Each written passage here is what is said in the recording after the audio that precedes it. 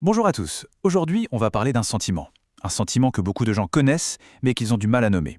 Vous savez, cette espèce de vide qui s'installe juste après avoir dit oui à quelque chose ou à quelqu'un? On va décortiquer ensemble ce qu'est l'abnégation, ce sacrifice qui, bien souvent, se déguise en amour. Alors, cette question, est-ce qu'elle résonne? Ce moment très précis, où les mots sortent, mais où, à l'intérieur, chaque fibre de notre être hurle tout le contraire. C'est vraiment le point de départ de tout, le symptôme d'un conflit intérieur très profond, et c'est ça qu'on va explorer. Pour bien comprendre, on va suivre l'histoire d'Eliette. En thérapie, elle a enfin réussi à mettre des mots sur cette sensation si troublante. Un vide. Un vrai creux dans la poitrine qui apparaît, non pas quand elle est triste, mais à chaque fois qu'elle s'efface pour quelqu'un d'autre. Et pendant des années, elle a cru que l'amour c'était ça, s'oublier pour prouver sa générosité. Ok, maintenant on plonge dans le vif du sujet. Parce qu'il y a une distinction capitale, vraiment à faire. D'un côté, il y a le don, un acte qui est authentique, qui nous nourrit. Et de l'autre, il y a le sacrifice, qui nous vide. C'est cette différence-là qui change absolument tout. Et voilà la définition au cœur de notre analyse. L'abnégation, ce n'est pas vraiment un choix libre, c'est un renoncement à ses propres besoins, souvent motivé par la peur, la culpabilité ou un besoin profond, intériorisé, de prouver sa valeur. C'est ce fameux oui qui en fait n'est pas un vrai oui. C'est ici que la fracture devient limpide. Le don, c'est un choix. Ça donne de l'énergie, on n'attend rien en retour, et ça génère de la gratitude. C'est simple, c'est sain. L'abnégation, c'est tout l'inverse. C'est un sacrifice qui écrase une partie de soi, qui nous vide, qui crée une dette invisible, et qui, au final, finit toujours par générer du ressentiment. Le point crucial, il est là. L'un construit, l'autre détruit. Alors comment on reconnaît l'abnégation en action? Il y a 4 signes assez clairs. D'abord, la dissociation, on se coupe complètement des signaux de notre corps. Ensuite, la dette perçue, on agit comme si on devait quelque chose à l'autre, tout le temps. Le troisième, c'est le sacrifice caché, on le masque derrière des « oh non, mais ça ne me dérange pas ». Et enfin, le ressentiment refoulé, cette colère sourde qui grandit et qui, un jour ou l'autre, finit toujours par exploser. Passons maintenant aux conséquences. Parce que, attention, ce n'est pas juste une question de bien-être personnel. L'abnégation, ça a un coût réel, un prix très lourd qui est payé non seulement par notre corps, mais aussi par la société tout entière. Prenons un exemple très concret, la mère épuisée. Elle dit oui à tout pour ses enfants, elle est persuadée que c'est la preuve de son amour, mais son corps, lui, il dit non. Comment? À travers des migraines, une fatigue chronique, un système immunitaire à plat, c'est son corps qui paie le prix de son abnégation. Un autre visage qu'on connaît tous, l'employé dévoué, celui ou celle qui accepte toutes les heures-soupes, tous les projets pour ne pas décevoir l'équipe. Le burn-out qui s'ensuit, ce n'est pas un accident de parcours. Non, c'est la conclusion logique et même prévisible d'une abnégation systématique au travail.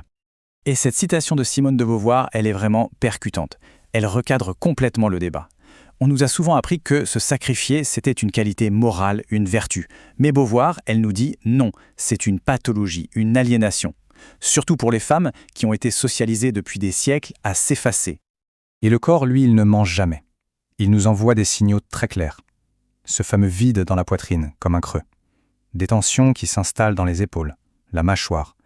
La voix qui, tout d'un coup, perd de sa force, devient moins claire. C'est notre corps qui se met littéralement en position pour porter un fardeau que notre esprit a accepté à tort. D'un point de vue neurobiologique, c'est assez fascinant. Face à une situation où l'on se sent obligé de dire oui, le corps ne réagit ni par la fuite ni par le combat. Non, il entre dans un état de figement, de soumission. Il se met en mode survie par immobilisation, un peu comme un animal qui fait le mort. C'est le mécanisme même de ce qu'on appelle l'impuissance apprise.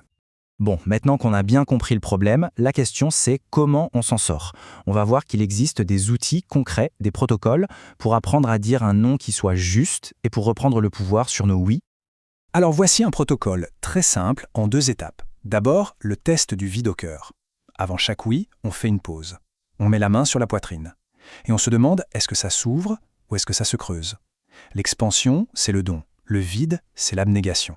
Ensuite, la question clé. Si on refuse, est-ce que le risque est dangereux pour notre survie ou est-ce qu'il est seulement gênant pour la relation? Cette distinction, elle change tout. Et parce que dire non, ça déclenche souvent une énorme vague de culpabilité, voici une petite phrase à se répéter comme un mantra. Mon abnégation ne sert personne, ni l'autre, ni moi. Et c'est la pure vérité. Le sacrifice, ça empoisonne celui qui le fait avec du ressentiment et celui qui le reçoit avec une dette. Au final, personne n'y gagne. Allez, on aborde la dernière partie, le chemin du retour à soi.